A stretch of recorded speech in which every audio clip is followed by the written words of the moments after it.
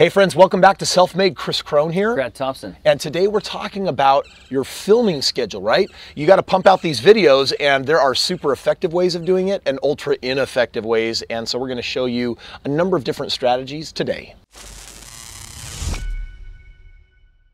So we want to talk about production schedules that are going to be consistent, because I think when it comes to any business, especially YouTube, consistency is key. People need to know what to expect. They need to know when you're going to be dropping new videos so that they can tune in and watch them. And there's a whole back-end process that you need to build to make sure that they come out consistently on schedule. So we're going to talk for just a few minutes about some of our systems. I'll go through some of my systems that we've built. Kris, I know you have slight modifications on the systems that you use for your videos. Depending on the style of videos that you make adaptations and modifications to how this works for you. But we hope that some of the things that we're doing help inspire those systems as you put them into place. I just got to say, consistency is so important. And that freaking bird over there and that one over there, they are super consistent about making those loud chirping sounds in the background. They are. Squirrel. So let's use a little metaphor here. I just want to talk about, like, maybe think about water flowing out of your tap. You know, every time you turn on the tap, you want water to flow out. If you turned it to a certain setting, you could get a consistent drip.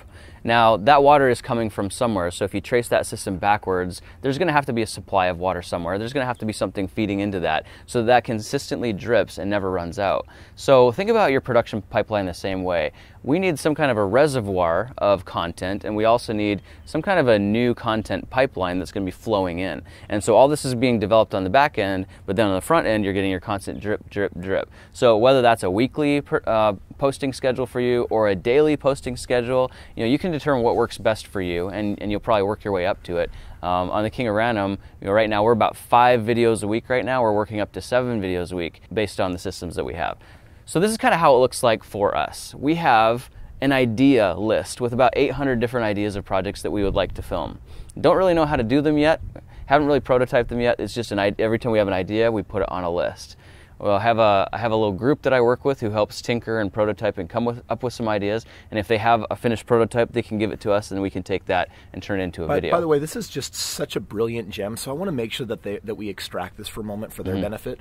You have a mastermind that is free, that you put out there, and citizens and fans of yours will come together. People that love science, love the King of Random channel, will actually get together on a monthly basis, and will basically say, hey, here are my most recent ideas that we've been prototyping, and they get a little shout out. It's something where they get to be part of some awesome community action. They get to do something that's fun and fulfilling for them. And as you think about your channel, is there a mastermind or a group of people that share your passion that you can get together that can help keep you alive with fantastic ideas, and even test some of them on what are people liking, what are people not liking, so that you can also build up this deep reservoir of future content? That's right. I think that's important, because you do need to have research and development. You need to have somebody who's consistently learning, because eventually you'll get to the point where you blow out all the content you're familiar with, and you'll need to replace it with something fresh and new. So if you're not constantly churning fresh new ideas on a consistent basis, then eventually your pipeline is going to run dry, and we want to set up a system that's going to run indefinitely. So every time we have an idea, we put it on the list. We have a mastermind group constantly working with different ideas. My host on my channel, Nate, he goes in and he takes project ideas off my list and prototypes them and gets them ready for filming. So our production schedule right now, we base it off a 5-day-a-week work week. You know, so Nate can film in the morning, and then he spends the rest of the day prototyping the project for the next day. So, you know, a basic schedule might look like he has something ready, shows up to the studio, films it for a couple of hours, goes back home, prototypes, tinkers, gets the next thing ready, shows up the next day, films it, goes home, takes another idea, prototypes, tinkers, and basically repeats that schedule. Now, there is some flexibility in there that if he spent a couple of days prototyping and tinkering, he could show up on set one day and just film all 5 videos at once, spend an entire day doing that, and then go back to, you know, his regular schedule. So there is some flexibility with that, but the base structure is everyday filming, everyday prototyping, everyday new videos being made.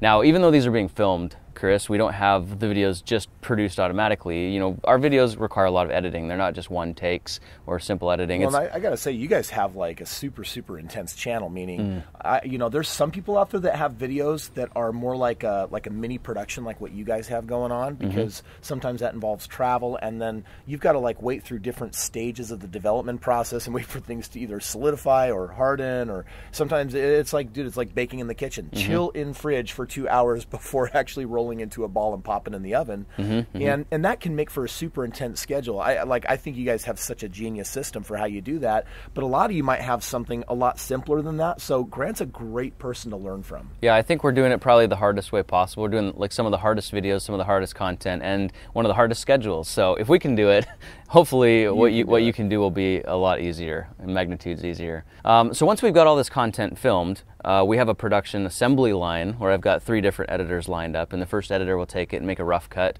of the video. He'll pass it to the next editor, who will basically finish the video. I've got guidelines that they'll follow, checklists that they follow, where they basically finish the video. And then the third editor will take that, and he will basically refine it, polish it, make it ready for posting. He'll upload it, put it on YouTube, do all the description and the SEO, and even help out with the comments and some other social media promotion as well. Now, by the way, I just want to kind of throw this out there.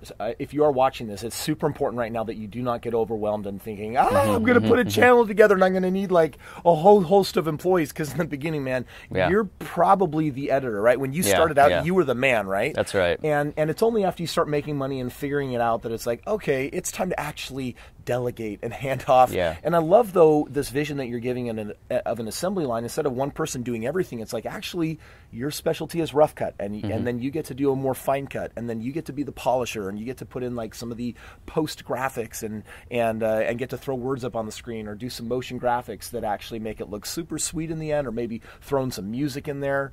And that's what you can get to once your channel is really established, and it's like, wow, I've got a really pro approach to how I rock this thing out. Yeah, and I just want to mention, like, a team is important, and it's great, but essentially you could do this whole system by yourself. You could be the idea guy, the prototyper, you could film it yourself, you could edit it yourself and go through all the different stages of assembly.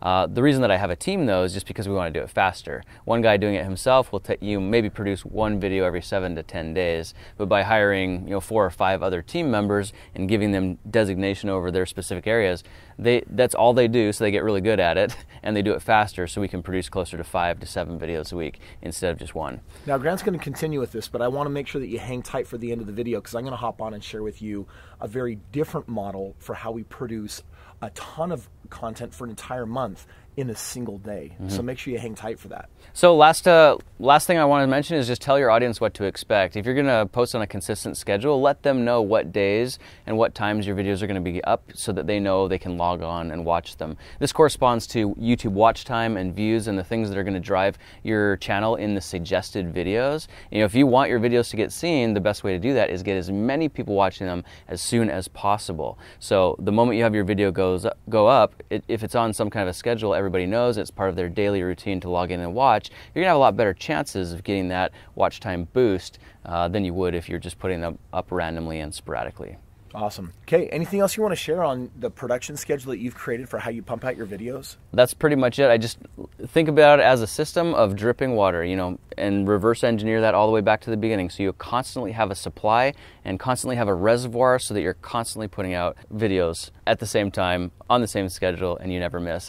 Also, it's good to have some kind of a buffer, so that if something's going to happen that's different than your regular routine, what contingency plan will you have in place so that you still don't miss putting out a video. We like to have between 10 to 20 videos already produced and uploaded to YouTube already, so that if anything were to happen, if somebody got sick, if one of my guys couldn't show up to work and we had to fill in for that, we'll eat into that buffer a little bit, but then we can always make it back up later, but nobody will see it on the front end of the YouTube page. Yeah, and I love it, because once it's all automated, it's like you all set it and forget it, and it's scheduled to go out like clockwork. Hey gang, we're stopping it here, but we're going to continue in the next video with the rest of the information. In the meantime, if you're ready to get started with Self-Made and how YouTube works, click the link in the description where our course is laid out, and you can get started today.